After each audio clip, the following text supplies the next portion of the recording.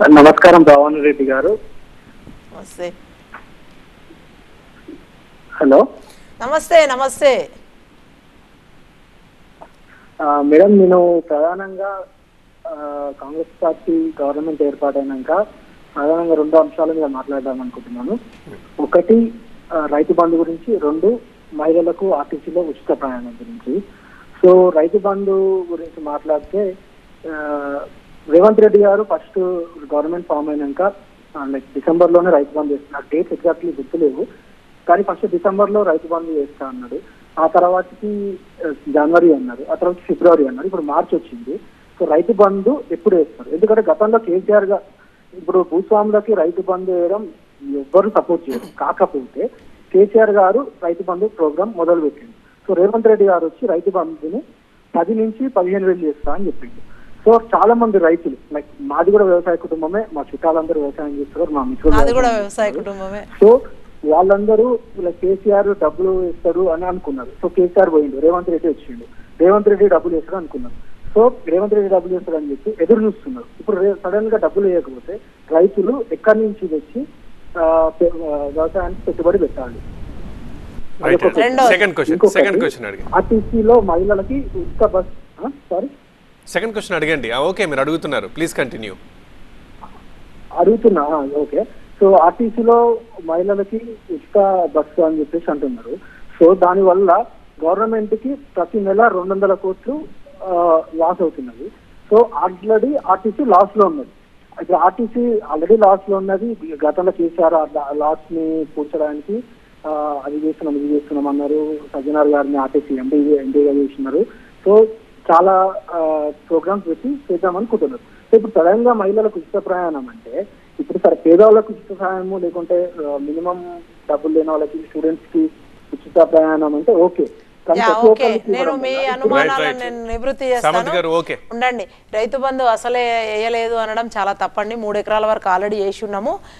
గతంలో కూడా డిసెంబర్లో మొదలుపెట్టి వాళ్ళు మార్చ్ ఎండింగ్ దాకా 29 దాకా పడ్డాయి. ఇప్పుడు ఏం మేము అట్లా చేస్తాము ఆ టైం దాకా అని ఏం చెప్తలేము. ఎస్, మీరు చెప్పినట్టు యాజ్ యూ సెడ్ మార్చ్ వచ్చింది, వేస్తూ ఉన్నాం. కాకపోతే మధ్యలో ఏమైందంటే చాలా వరకు పడవబడ్డ భూములు, బీడు భూములకు, గుట్టలకు వేసిండ్రు గతంలో అని చెప్పేసి అక్కడ ఆగడం జరిగింది. అంతే తప్ప ఇయ్యకూడదు చేయకూడదు అనే కాదు. ఏ ప్రభుత్వం వచ్చినా ఆ పథకం ఆగదని మొదలే చెప్పినాము. మా ప్రభుత్వం వస్తే అసలే ఆగదని కూడా చెప్పినాము మేము.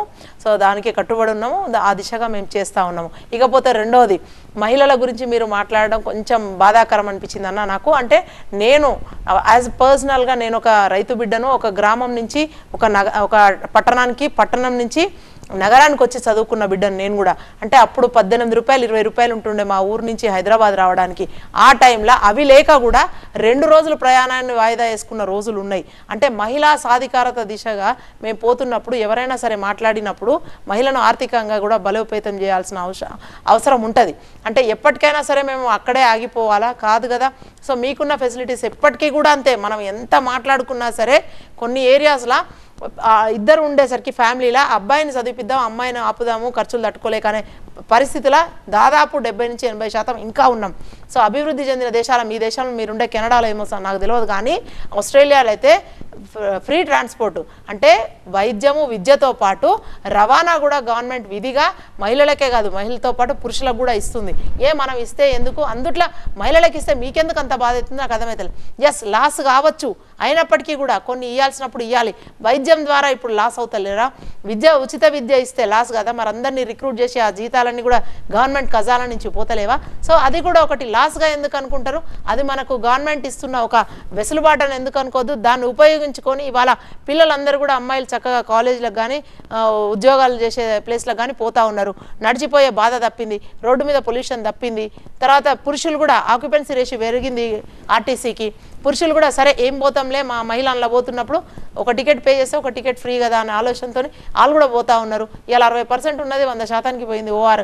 సరే ఇనిషియల్ స్టేజ్లలో లాస్ అనిపిస్తుంది, ఎందుకంటే కొత్త కాబట్టి అందరూ కూడా ఈ పుణ్యక్షేత్రాలని అవన్నీ ఇవన్నీ దర్శిస్తారు. రాను రాను అవసరం ఉంటే తప్ప పోతారు, కానీ మీరు అన్నట్టుగా అందరూ మహిళలు వాడుకోరు. ఎందుకు వాడుకుంటారు చెప్పండి? బిలో పావర్టీ లైన్ ఉన్న వాళ్ళు మధ్యతరగతి వాళ్ళే వాడుకుంటారు. ఒకసారి కారుకు అలవాటైనాక, ఇప్పుడు మీరే తీసుకోండి ఎగ్జాంపుల్, టొరంటో రోడ్స్కి అలవాటయ్యి, టొరంటో కార్లకు అలవాటయ్యి హైదరాబాద్ వస్తే మీరు మీ ఫ్యామిలీని బస్సులో తీసుకొని పోతారా? క్వశ్చన్.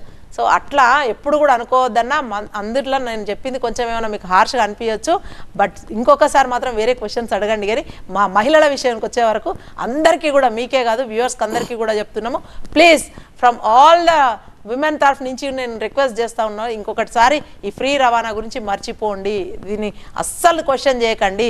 మేము ఎదగాలి, ఆర్థికంగా, సామాజికంగా, రాజకీయంగా మేము ఎదిగిన రోజే మా సాధికారత అవుతుంది, విమెన్ ఎంపవర్మెంట్ అని మీరు ఎన్నో వేదికల మీద మాట్లాడుతూ ఉంటారు. Please do support us. Thank you.